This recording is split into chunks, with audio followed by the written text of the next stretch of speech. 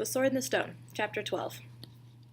But Morgan Le Fay, although in her fairy shape she could not stand iron, still had the griffin. She had cast it loose from its golden chain by a spell, the moment her castle disappeared.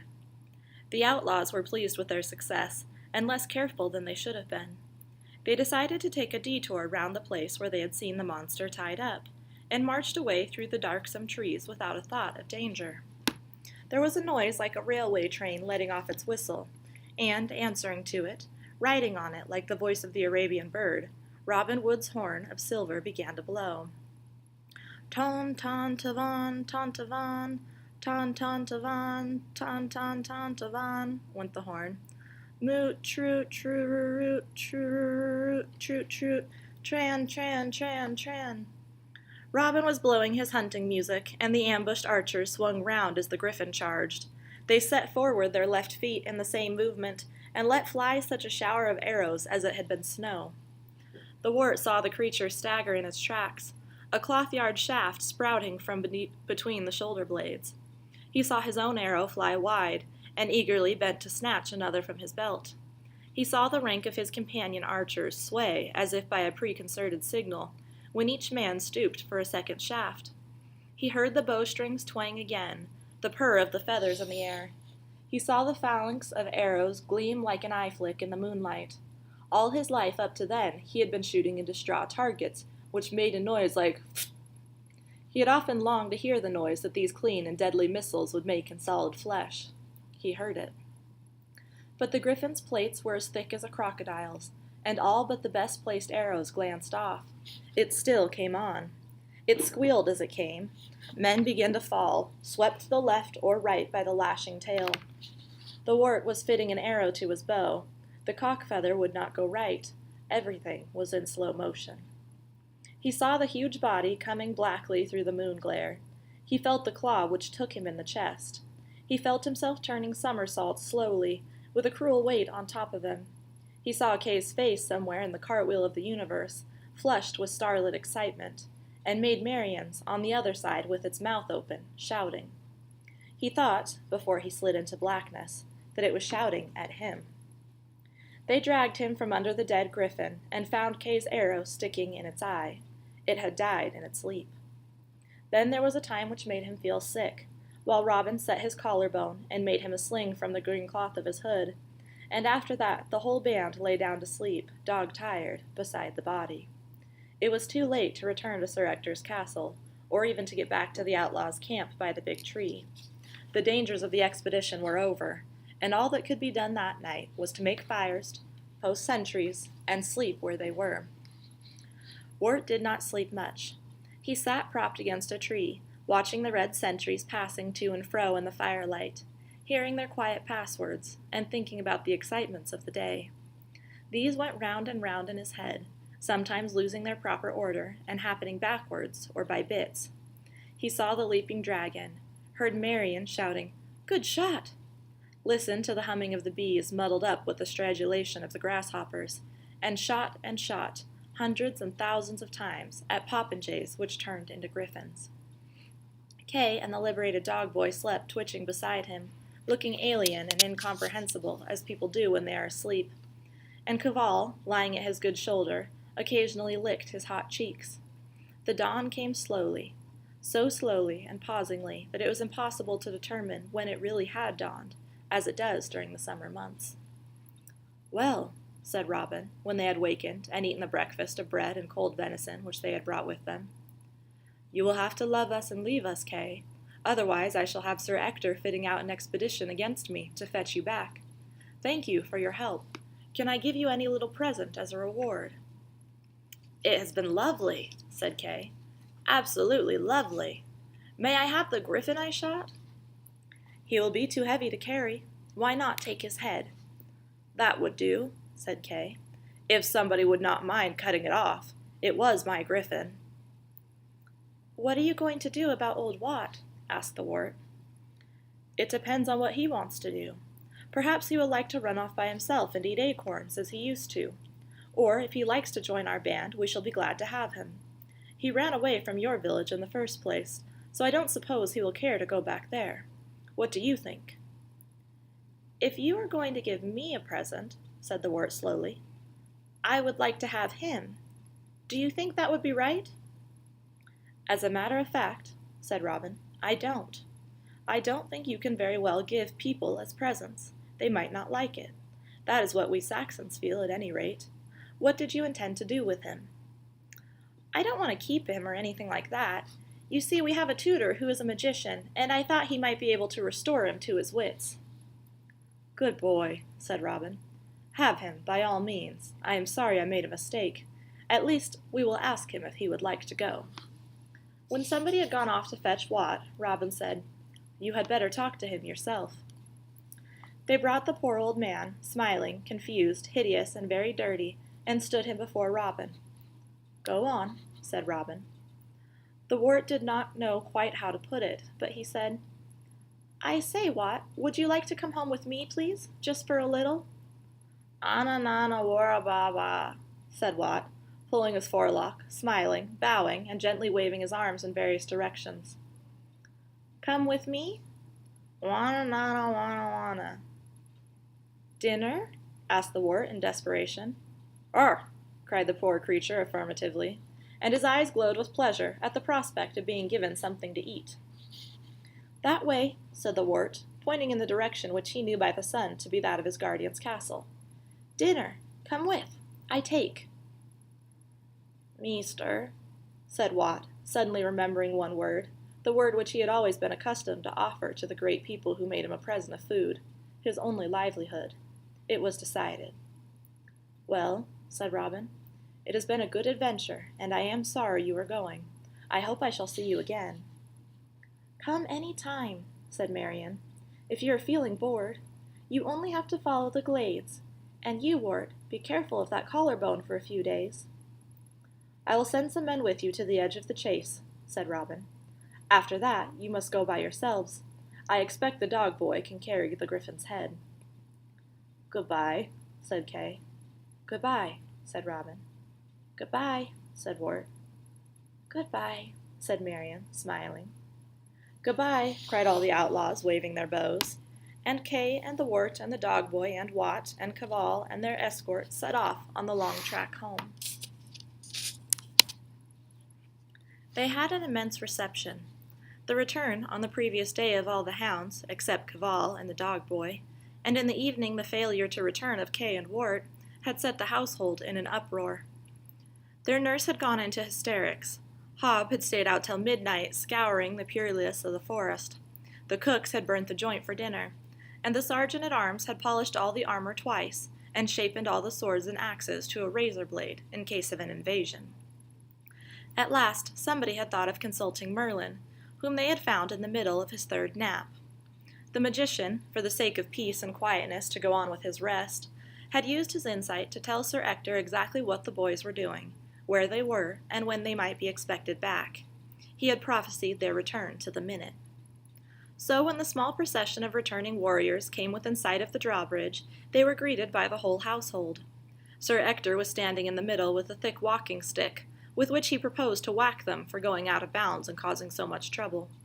The nurse had insisted on bringing out a banner, which used to be put up when Sir Ector came home for the holidays, as a small boy, and this said, Welcome home.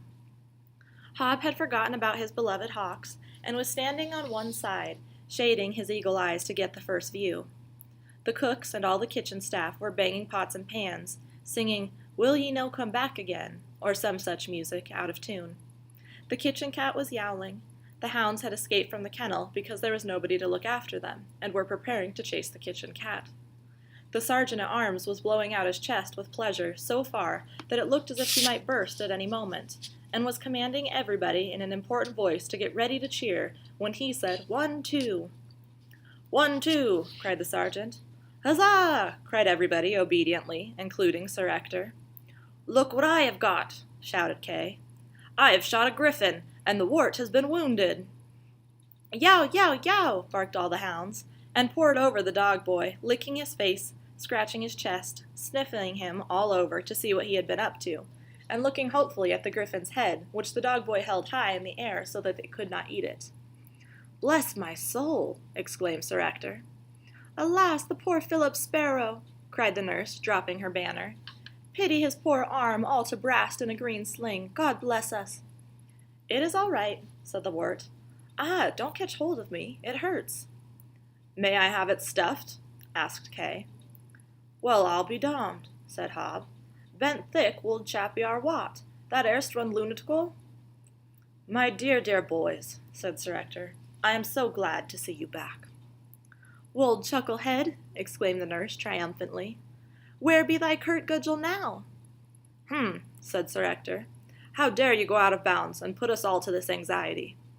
It is a real griffin, said Kay, who knew there was nothing to be afraid of. I shot dozens of them. Wart broke his collarbone. We rescued the dog boy, and what?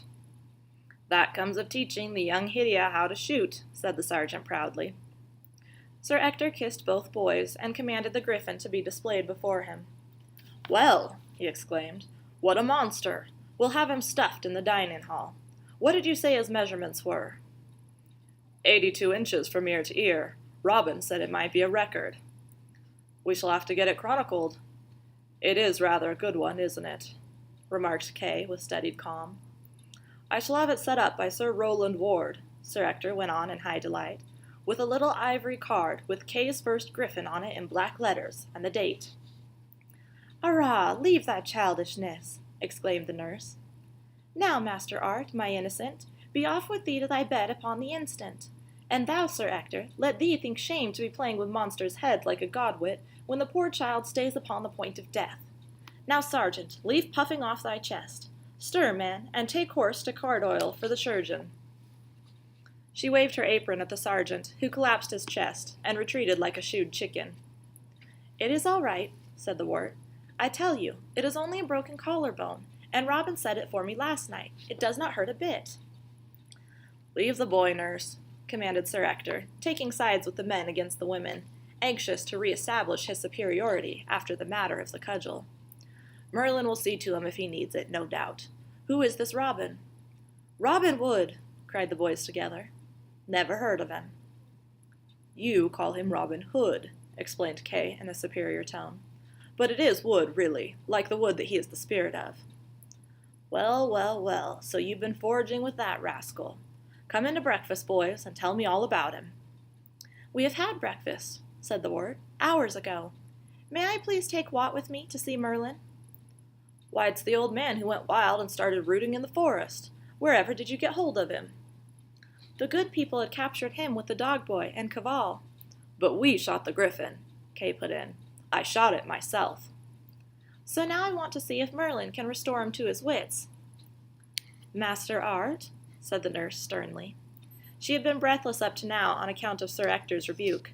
Master Art, thy room and thy bed is where thou art tending to, and that this instant. Wold fools may be wold fools, whether by yea or by nay, but I han't served the family for 50 year without a learning of my duty. A flibberty-gibbeting about with a lot of want-wits, when thy own arm may be drooping to the floor. Yes, thou would, turkey-cock, she added, turning fiercely upon Sir Ector. And thou canst keep thy magician away from the poor mite's room till he be rested, that thou canst. A wantoning with monsters and lunaticals, continued the victor, as she laid her helpless captive from the stricken field. I never heard the like.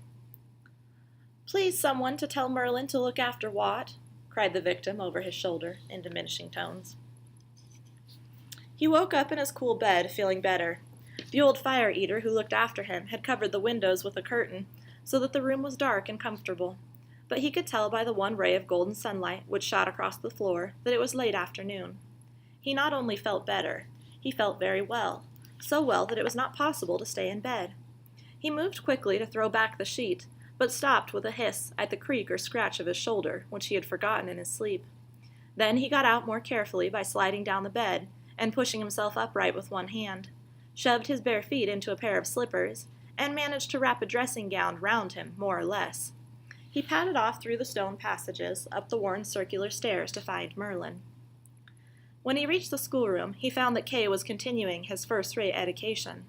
He was doing dictation, for as Wart opened the door, he heard Merlin pronouncing in measured tones the famous medieval mnemonic, Barbara, Calerant, Dari, Feroc, Prioris, and Kay saying, Wait a bit, my pen has gone all squeegee.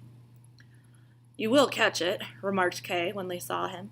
"You are supposed to be in bed, dying of gangrene or something." "Merlin," said the wart, "what have you done with Wat?" "You should try to speak without assonances," said the wizard. "For instance, the beer is never clear near here, dear, is unfortunate, even as an assonance. And then again your sentence is ambiguous, to say the least of it. What, I might reply, taking it to be a conundrum. Or if I were King Pellinore, what? Nobody can be too careful about their habits of speech." Kay had evidently been doing his dictation well, and the old gentleman was in a good humor. "You know what I mean," said the wart. "What have you done with the old man with no nose?" "He has cured him," said Kay. "Well," said Merlin, "you might call it that, and then again you might not. Of course, when one has lived in the world as long as I have, and backwards at that, one does learn how to know a thing or two about pathology. The wonders of analytical psychology and plastic surgery are, I am afraid, to this generation, but a closed book." "What did you do to him?" "Oh, I just psychoanalyzed him," replied the magician grandly. "That, and of course I sewed on a new nose on both of them." "What kind of nose?" asked the wart. "It is too funny," said Kay. "He wanted to have the griffin's nose for one, but I would not let him. So then he took the noses off the young pigs which we were going to have for supper, and used those. Personally, I think they will grunt." "A ticklish operation," said Merlin, "but a successful one." "Well," said the wart doubtfully, "I hope it will be all right. What did they do then?" "They went off to the kennels. Old Wat is very sorry for what he did to the dog boy, but he says he can't remember having done it. He says that suddenly everything went black when they were throwing stones once, and he can't remember anything since. The dog boy forgave him and said he did not mind a bit. They're going to work together in the kennels in future, and not think of what has passed any more. The dog boy says that the old man was good to him while they were prisoners of the Fairy Queen, and that he knows he ought not to have thrown stones at him in the first place. He says he often thought about that when other boys were throwing stones at him." "Well," said the wart, "I am glad it has all turned out for the best. Do you think I could go and visit them?" "For heaven's sake, don't do anything to annoy your nurse," exclaimed Merlin, looking about him anxiously. "That old woman hit me with a broom when I came to see you this forenoon, and broke my spectacles. Could you not wait until tomorrow?" On the morrow, Wat and the dog boy were the firmest of friends. Their common experiences of being stoned by the mob, and then tied to columns of pork by Morgan Le Fay, served as a bond, and a topic of reminiscence, as they lay among the dogs at night, for the rest of their lives. Also, by the morning, they had both pulled off the noses which Merlin had kindly given them. They explained that they have got used to having no noses now, and anyway, they preferred to live with the dogs.